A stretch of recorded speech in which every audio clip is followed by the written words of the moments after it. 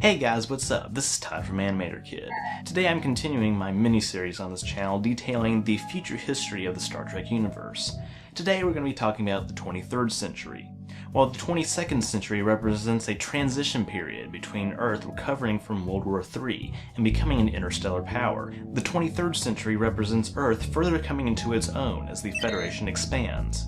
What's interesting about this time period is that even a century later, people in the 24th century looking back are able to note the major cultural changes and technological advances that occurred in this time period. A conversation between Catherine Janeway and Harry Kim in the Voyager episode Flashback notes that officers of Starfleet in the 23rd century were slower to invoke the Prime Directive and faster to pull their phasers, and that their brand of operation would be considered too rough around the edges for later generations. This is similar to how we might view explorers in the 19th century. They had a different set of social values, they operated in a more expansive and hostile environment, and they helped lay the groundwork for how our society is today, in both good and bad ways. Janeway comments that space must have seemed a lot bigger back then, and constant military engagements with the Klingon and Romulan empires have similar undertones to the Cold War of the 20th century. Speaking of the Cold War, the 23rd century sees the degeneration of relations between the Federation and Klingon Empire, when the Federation expands towards Klingon space, starting a tense Cold War between the two powers that lasts for 70 years.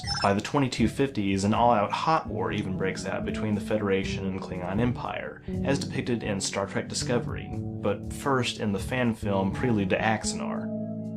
The after effects of this hot war, including the signing of the Treaty of Organia and the re-emergence of the Romulan Empire, are depicted in Star Trek the original series. Aside from just the military and political exploits in the Beta Quadrant, the 23rd century also sees significant advances in computing technology. In 2243, Richard Daystrom of the Daystrom Institute invents the duotronic computer, which becomes the primary computing platform in Starfleet vessels for the remainder of the century. Duotronics represent a major step forward in memory processing that is later superseded by, for example, the positronic neural networks in Data's brain. Presumably, duotronics and related technologies, such as the isolinear chips found on 24th century Starfleet vessels, build upon advancements in the 21st and 22nd centuries regarding quantum computing and nanotechnology.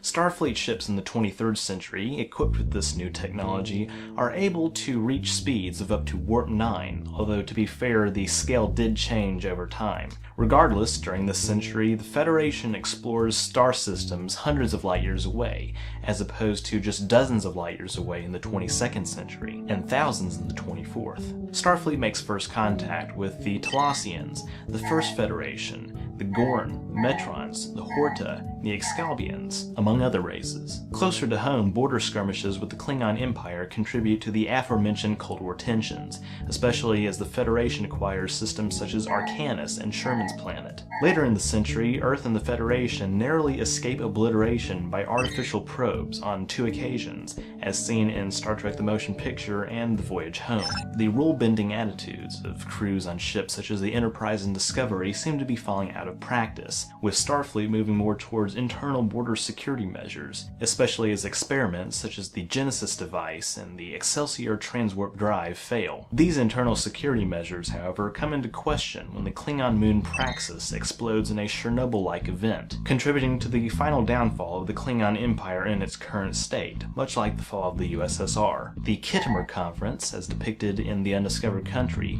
contributes to a lasting peace between the Federation and Klingon Empire that lasts into the Next Generation era.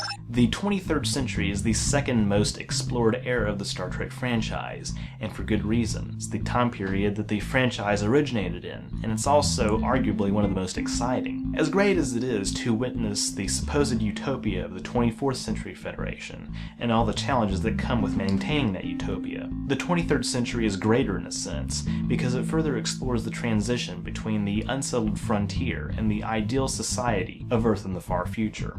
The latter is what I'll be exploring in my next video in the Star Trek Future History miniseries, how Earth and the Federation change after the end of the Cold War, and the emergence of a new interstellar order after Romulus' destruction. Thanks so much for watching, guys. If you enjoyed this video, be sure to leave a like and comment, and don't forget to share it. If you want to support me on Patreon, click the element on the end screen. Don't forget to subscribe, and don't forget to be awesome. Live long and prosper.